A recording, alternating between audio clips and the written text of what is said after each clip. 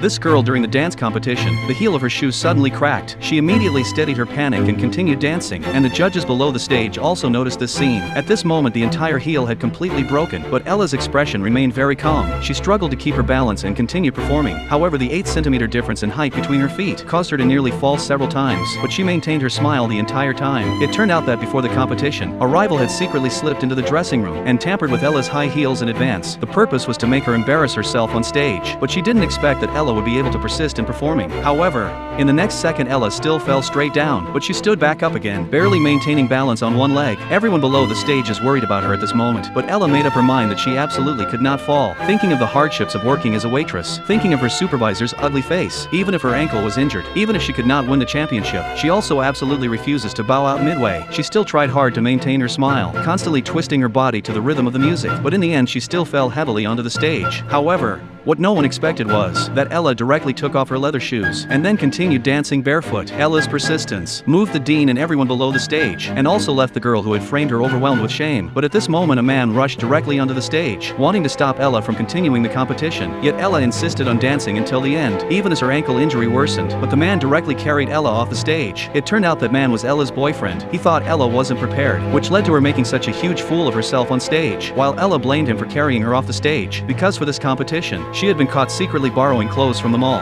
Once she returned to the mall she would definitely be fired, and might even face criminal charges. She had no way back anymore, so she had to push into the finals and succeed at all costs. Just at this moment, the dean appeared, seeing that Ella was a poor girl, yet possessed an intense desire for success. This is precisely the kind of person she wants to cultivate. Want to know what happens next? Stay tuned for the next chapter. The story unfolds soon.